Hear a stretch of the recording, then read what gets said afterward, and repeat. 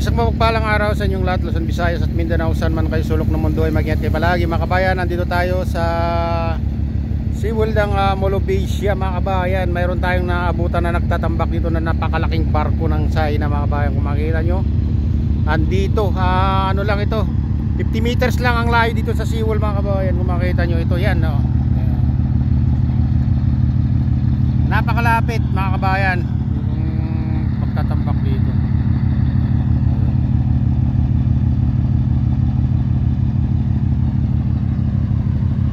Inumpisan na mga kabayan sa pagtatambak dito sa malapit sa SeaWorld ng SM Molobasia. Grabe, parang tubig lang pag ganito. Ngayon ko lang nalapitan itong mga kabayan, itong barko ng China na nagtatambak ng ganito kalapit, itong dambuhalang barko. Ay, napakalaki.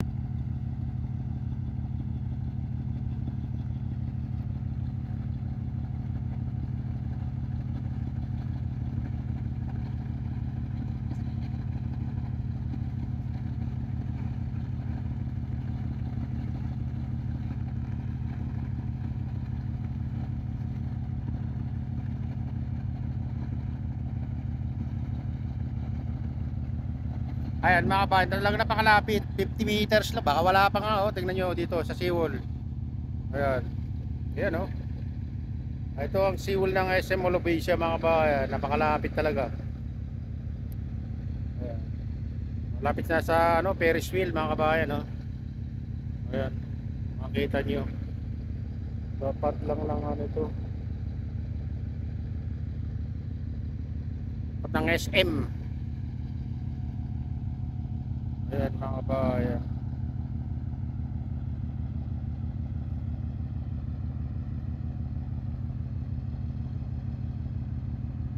Tignan natin kung ilang oras itong pagtatambak dito bago maubos yung kanyang karga. Kung ubusin mga kabayan.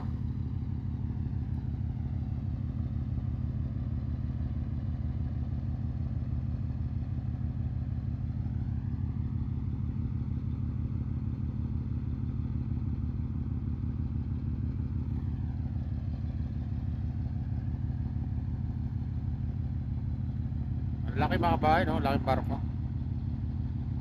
Oh. Grabe.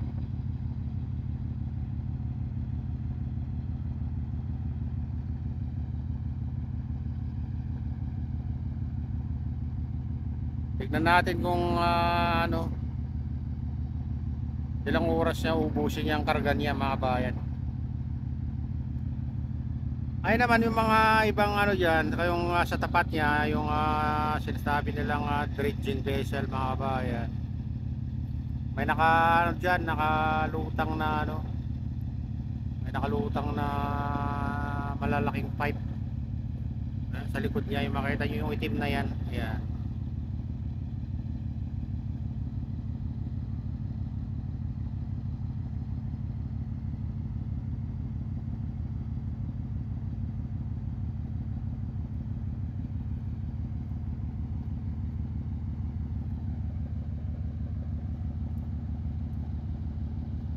Kanina mga kabayan, mayroon silang tinatambakan doon, yung isang barko na pula.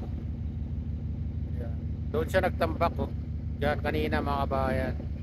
Pagalis niyan ito naman ang magtatambak dito sa ito, napakalapit. Ito na yung pinakamalapit na tinambakan nila mga kabayan.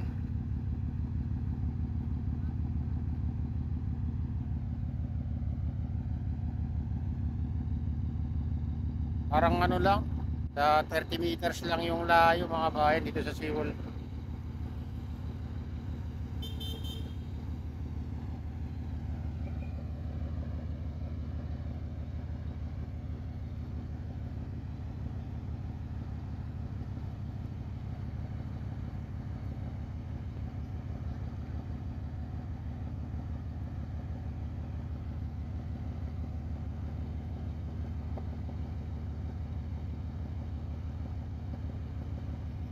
Isipin nyo, parang umaagos lang na tubig yung buhangin sa harapan ng barko mga kabayan.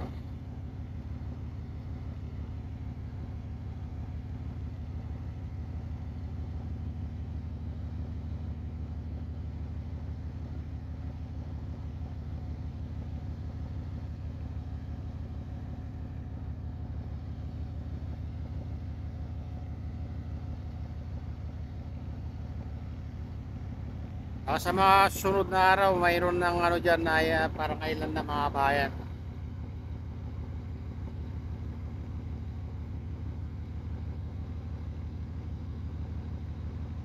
Ganyan ka-high-tech yung mga ano nila, gamit nila mga bayan.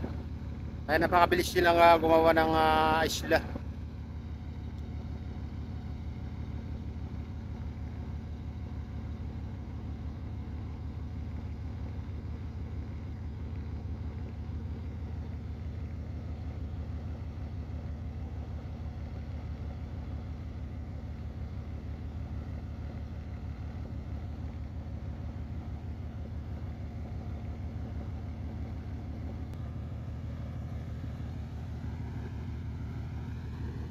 Ayun mga kabayan, kung makita nyo yung nasa ano, yung gray na yan mga kabayan, yun ang tinampakan nila nung nakaraan. Ang lawak na oh. Grabe mga kabayan. Ang bilis. Simula lang nung ano yan mga kabayan, nung katatapos na pinayagan silang ah, pagpatuloy na magtambak dito sa tapat ng Semolobesia. Ayan, nakikita nyo na lawak na, kahaba.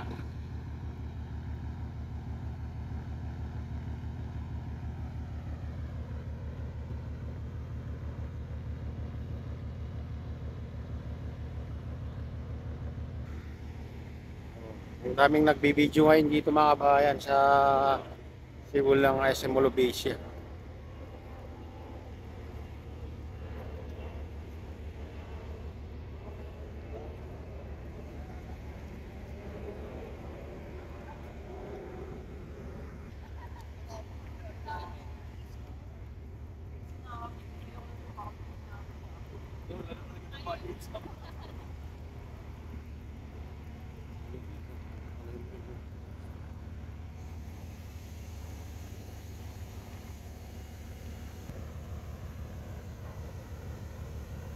Yan, dito na pakalapit mga kabayan yung nagtatambak ko.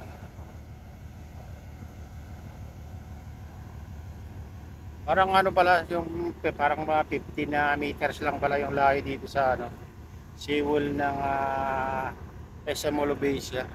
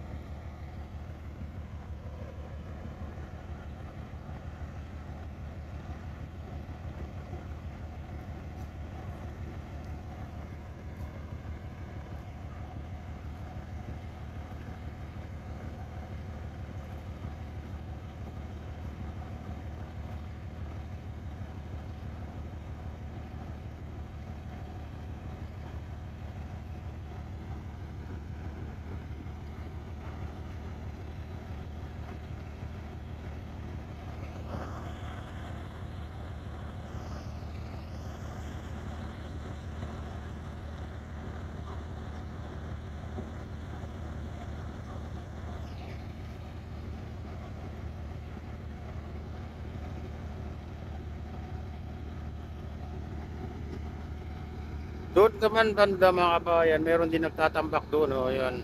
Pinakadulo yan na tinampakan nilang.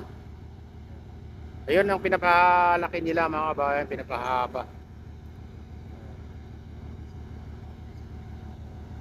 Makita niyo yung barko doon. Ayan.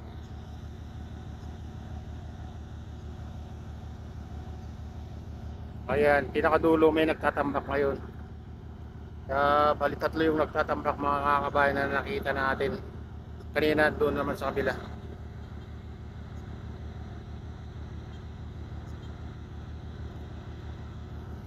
Ayan mga kabayan, ito na yung latest update dito sa Pasay Manila Bay Reclamation Project at shoutout nga pala sa lahat ng OFW, mga immigrants sa ibang bansa, shoutout sa inyong lahat.